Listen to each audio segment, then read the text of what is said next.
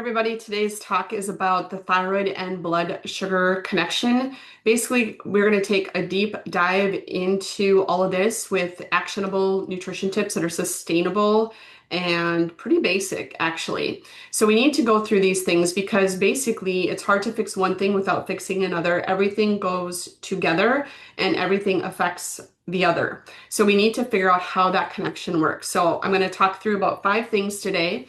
And to help you understand, if there are any questions, just comment below. Make sure you let me know, and I will get back to it as soon as I see it. So let's talk first about why this is so important. The thyroid regulates your metabolism, including how you utilize the glucose that you get from your foods that you're eating.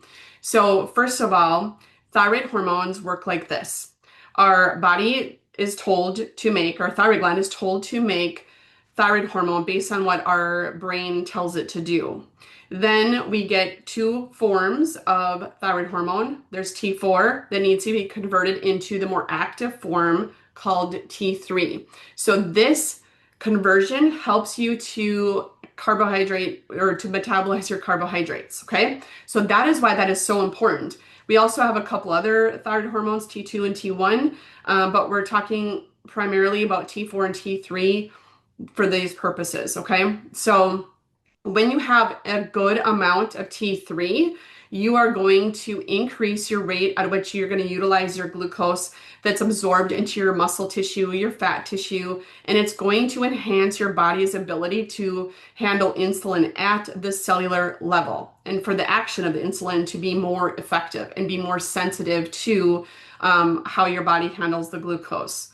So maybe I should backtrack a little bit and give you an example of how glucose and insulin interact. Okay, so the common example I give people is that when you eat something that's carbohydrate, whether that is something we consider to be a healthy food or if we consider to be junk food, it really doesn't matter. Any carbohydrate is going to convert into glucose, right? It's broken down and it converts into this type of sugar called glucose.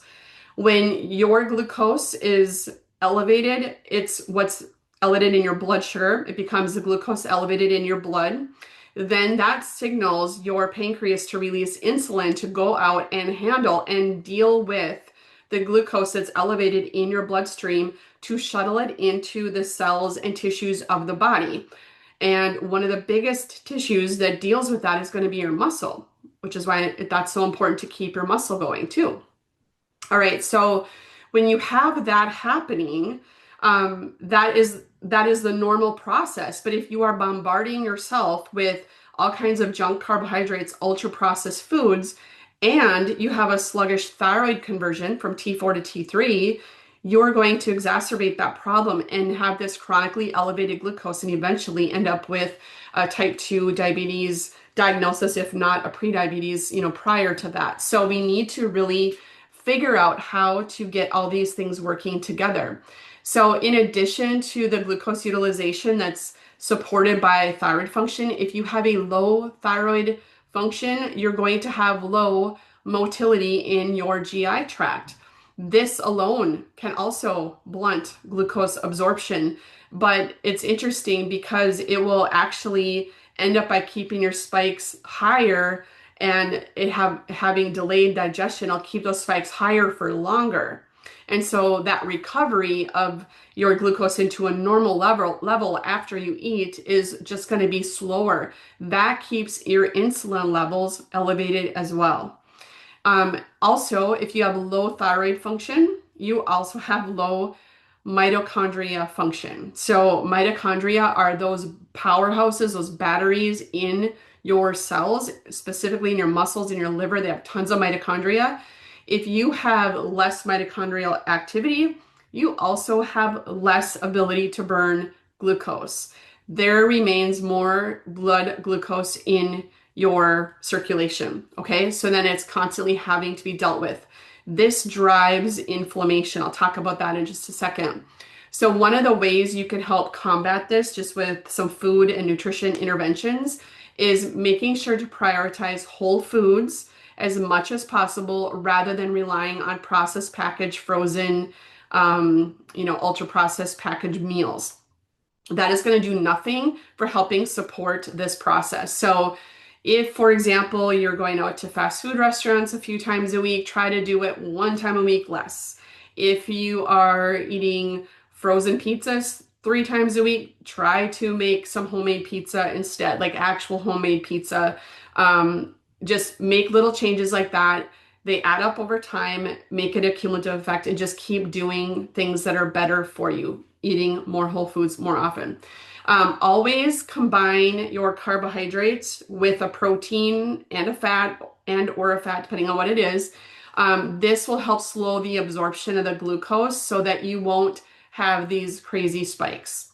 And then, especially if you have a sluggish thyroid or if you're on thyroid medications but you don't quite feel right or don't feel really balanced yet, you need to avoid prolonged time between each meal. You need to avoid long intermittent fasting and maybe avoid extreme restrictive diets. That usually gets people into more trouble, especially if their thyroid isn't functioning very well and it only exacerbates the problem. People often with thyroid function problems will be desperate for getting into their fat stores, losing weight. It's really a struggle for most people.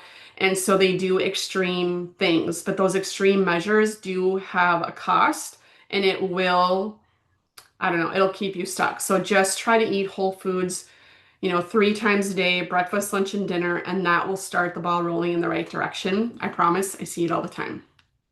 All right, the second thing we should talk about is the blood sugar swings, okay? Blood sugar swings will stress the thyroid. People with thyroid conditions, and I know this firsthand, seem to have a lot less tolerance to stressors, okay? So they're just not as resilient. And one of the things that is a stress to the body are these blood sugar swings when you're going up and down. All of this stuff with your glucose will absolutely cause more stress to your body. You need to get that figured out so that you're not contributing more stress to your body than you already are dealing with on a day-to-day basis. So these large glucose spikes that cause a large insulin spike increase these inflammatory markers, these proteins in our body called cytokines, and that alone will interfere with your T4 to T3 conversion in your tissues. And then there's something called a reactive hypoglycemia, where you can eat something, again, carbohydrate based, and it'll spike your glucose and then it'll come crashing down really quickly. You might feel symptoms of nausea, you might throw up, you might have headaches or struggle with migraines. And that whole process causes excess cortisol output by your adrenals, which then again doesn't support that production of hormone and does not allow or blocks that conversion of T4 to T3. So that is the name of the game there. You need to dial in the stress. And one of the biggest things you can do, food related, nutrition related, is to make sure your blood sugar is stable. Now, if you kind of sound like that, where maybe some of the symptoms I just mentioned, seem like that resonates with you and you struggle with that, reach out to me, comment reset below, because I have a continuous glucose monitor program where there's all kinds of resources and I can give you the sensors to help you adjust to your needs and also be able to make changes based on your real-time data to drive the change. And it works so well. People are getting really good results, whether it's weight loss, whether it's energy, when we figure out what's actually happening and how you're reacting to different foods. And it's not always the things we think are going to be causing the issues that cause the issues. A lot of times healthy foods can be an issue for certain people. Even non-food things can affect your glucose levels. And if you don't know, that might be the hidden link. That might be the missing thing that's going on that could help drive the changes and help you improve the symptoms that you're frustrated with. So comment reset below and I'll get you that information, and people are having amazing results with it. So let me know.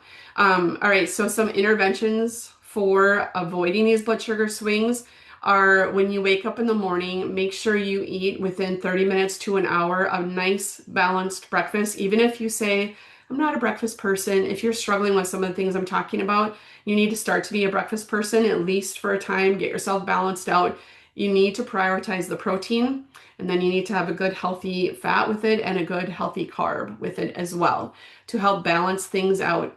The idea is to help you bridge the gap between breakfast and the next time you eat, roughly, 4 or 5 hours, whatever later, to have a nice breakfast around noon, or I'm sorry, a nice lunch around noon, and then you eat again, right? You want to give yourself a nice steady dose of food, including proteins, fats, and carbs during those times to help you level out your blood sugar. That will decrease the inflammation in your body. It will decrease the cortisol output, and it'll help you feel and function so much better.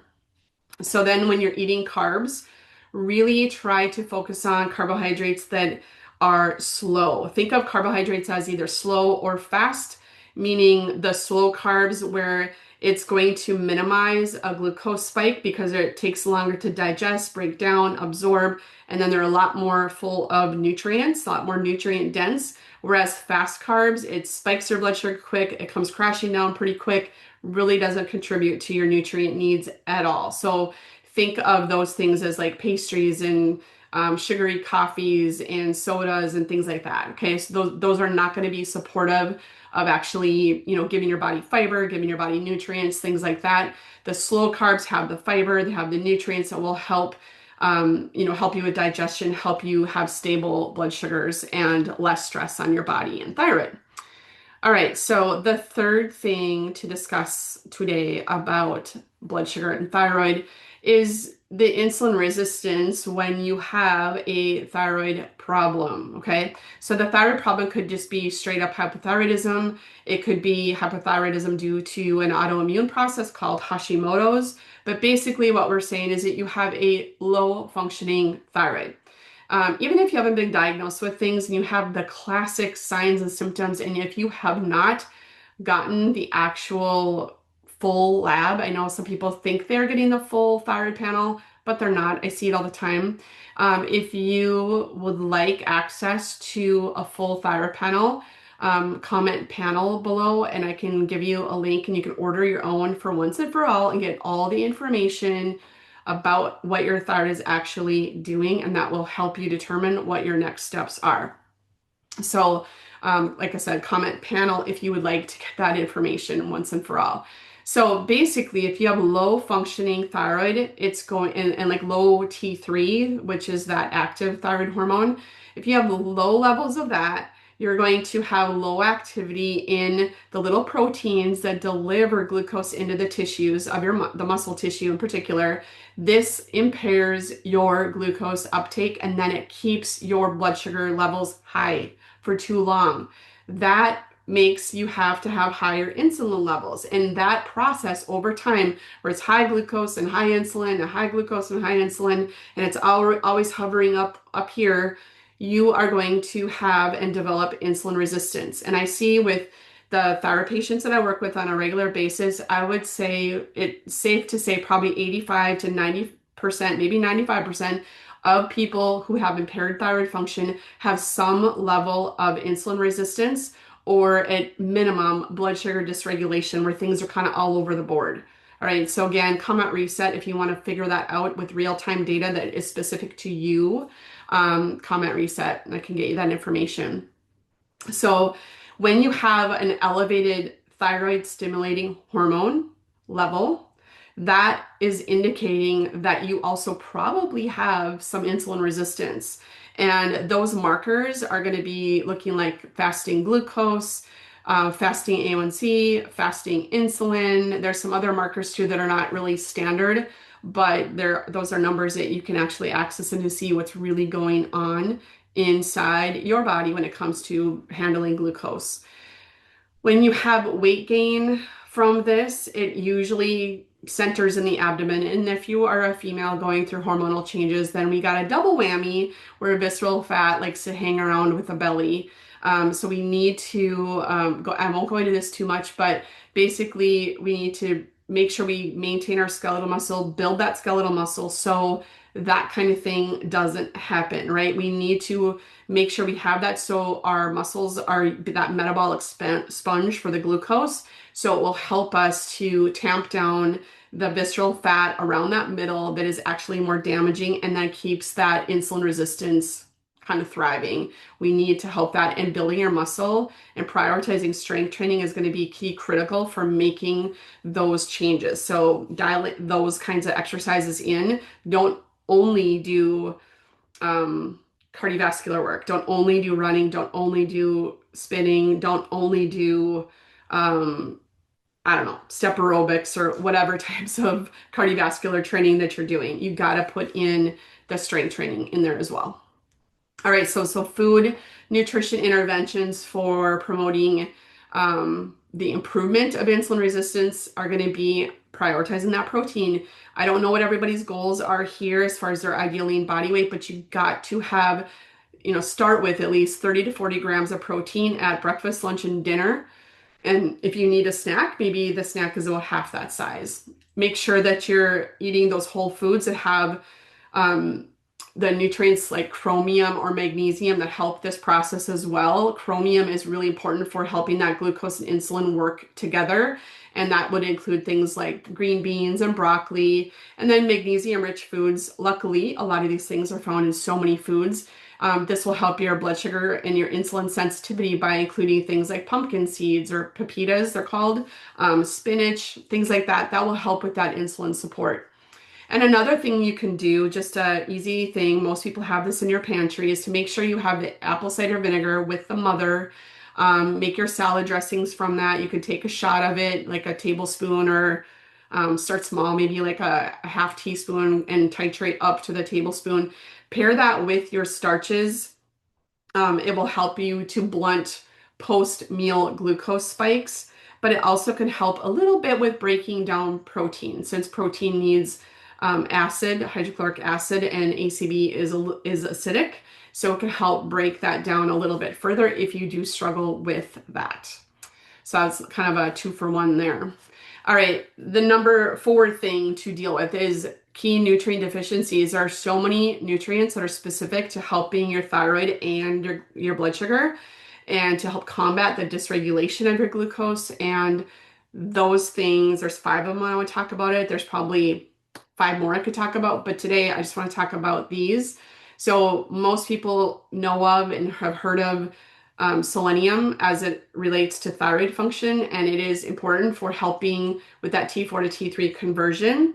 It's also a pretty big antioxidant for our body. It protects the pancreas, and which is where your insulin is pumped out from, and it reduces that stress, that oxidative stress in your body, which is damaging over time. So selenium is important. One caveat is that if you are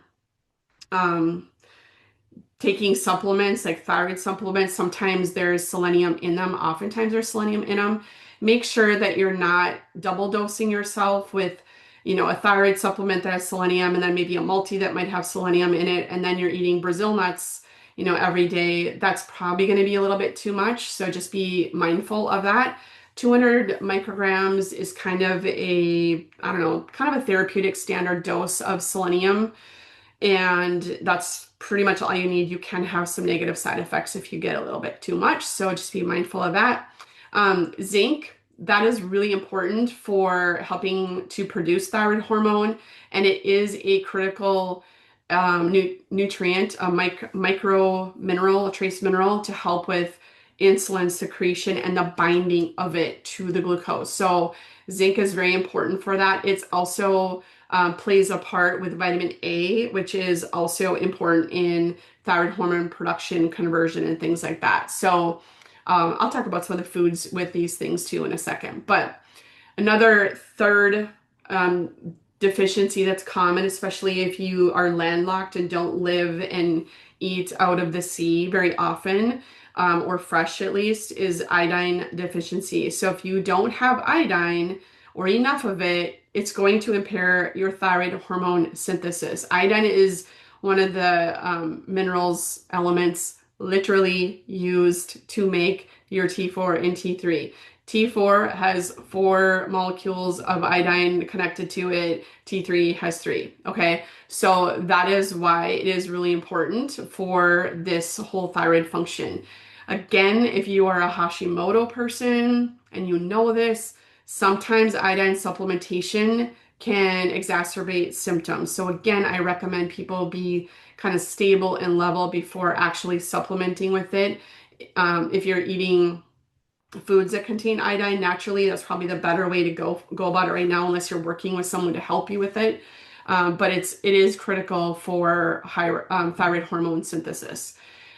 All right, the next one I've already kind of referred to a little bit, but magnesium, it is a cofactor in over 300 reactions in your body, and metabolism of glucose is one of the main ones that we hear of, and I see that play out on nutrient deficiency panels. If people have glucose and insulin issues, like there's some insight that that process isn't working very well for them. We also see low magnesium, we see low zinc. That will help, by increasing those levels, it will help their thyroid stimulation hormone, and then the production of the actual thyroid hormone. So it's very important to have magnesium, but there's several forms of magnesium. Don't just go to the drugstore and buy whatever one on the shelf, because chances are it's going to cause some GI upset for you, and it's not going to actually improve your body stores of magnesium. It could be a whole other topic as well. So if you have questions about any of this supplement and any of the other nutrients I'm talking about, just comment with the nutrient you're wondering. So just say magnesium if you want to understand that a little bit better. Tell me zinc if you want to understand that better. Just comment below and I can help you get information, or at least get a really good option for supplement for that should you need it. Then for the foods and nutrition interventions you can add to this would be, I already talked about the Brazil nuts for the selenium, but be mindful again, if you are supplementing with anything else, check your supplements to see what you have in there. You probably don't need to add more to your day of selenium. Sea vegetables are going to be good for iodine. I am not a seaweed type person. I don't eat fish and stuff either, fish or seafood really either. So I would have to supplement with it. Probably don't just use Morton's iodized salt. That's probably not the way we want to get our iodine. I mean, it's a way, but it's not probably the best way. And also you can include lean beef, pumpkin seeds to help with that zinc. There's lean grass-fed beef is going to be really good for getting zinc in. And then when you eat fish, oh, I forgot to talk about vitamin D. Vitamin D is really good for autoimmunity, and you're just balancing out your immune system, and it helps a lot with insulin resistance. And you could probably find it researched and documented with a bunch of other different health conditions. So vitamin D is very important. So many people are deficient. I've even seen people, I used to think that it was people more in the northern latitudes that were just low in vitamin D just because of the sun availability. But I am working with people who are on the southern area of the United States, and they also have deficient vitamin D. So I think it goes to the fact that we're inside so much more than maybe our ancestors were, and we're also using sunscreens, blocking out that sun, and our skin is not uptaking that D from the sun and doing what it does, right? It doesn't do the magic on us if we're not outside or if we block the sun from our skin. So we need to supplement with that sometimes, depending on your situation. But using fatty fish, and again, I'm not doing that, so I would be supplementing with it a couple times a week if you want to eat the fatty fish. That's a good way to get it. Plus the omegas are really good for you. And then, if you want to know where your deficiencies actually lie, it's probably a really good idea to get some actual nutrient deficiency testing. I do cellular level testing. I don't do serum testing very often. But when we replenish the deficiencies that we see show up cellularly, people get really good results and start to feel and function so much better. All right, so the last thing today to talk about is this whole stress response. I alluded to it earlier, but stress creates this vicious cycle between blood sugar and thyroid dysfunction. If you have chronic stress in your life, and most people do, we have elevated cortisol, this suppresses the output from your brain to your thyroid gland, and it just lowers your overall thyroid hormone levels, right? It just lowers it when you have this chronic stress. And oftentimes we see where people have like a stressful period of their life, like a couple of years of just chronic stress that's outside of just normal day-to-day things. And all of a sudden they crash and they get diagnosed with an autoimmune condition. They get put on thyroid medications. Usually it's like the bucket just gets full and it tips over. And that's when the diagnosis usually occurs. And for some people, honestly, it takes 20 years for that to happen. Even though there's signs and symptoms way earlier, that's again where the blood test for getting the full panel can be very helpful and supportive of this, so you don't have to struggle and suffer for very long.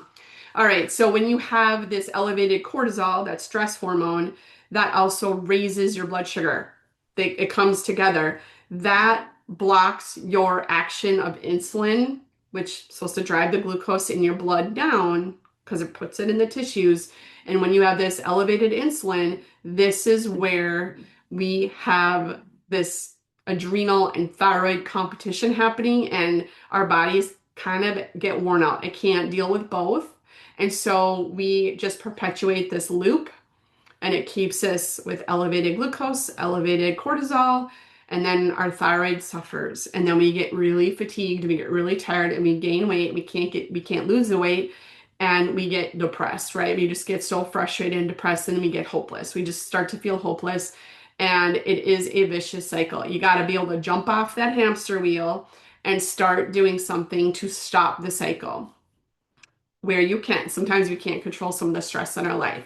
So the best food and nutrition interventions that I recommend for this part of this is really dialing in your whatever you can do to decrease inflammation in your body. So making sure you're including omega-3s, wild salmon, chia seeds, walnuts, olive oil, olive oil will have other omegas in it too, but just healthy whole food diet. So it kind of goes back up to the top where I was talking about primarily eating whole foods. That's going to be really critical for decreasing this inflammation, which just drives that stress and blood sugar problems as well.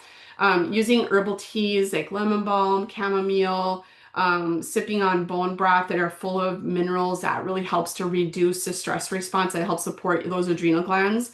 And by planning those meals around that proteins, fats, and fiber, that is going to minimize your blood sugar dips and spikes, and it's going to keep the cortisol response a little bit more level, and it will just help contribute to everything improving that inflammation, that stress response, and then your thyroid function.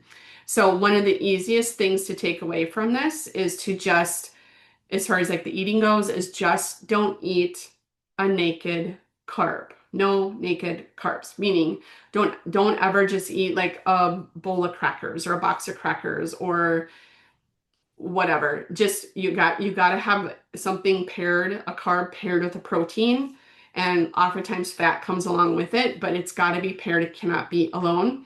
That will help right there minimize any spikes and dips in your blood sugar and will help you level out with everything. Okay, so just to summarize, as we wrap it up here, eat balanced meals that combine protein, carbohydrates, mostly like fiber-rich carbohydrates, so whole food ones, with healthy fats 3 times a day. And then if you need a snack, have a snack. Just a little bit, it's a little smaller than the meal. Ensure that your thyroid and your glucose regulating nutrients are in check.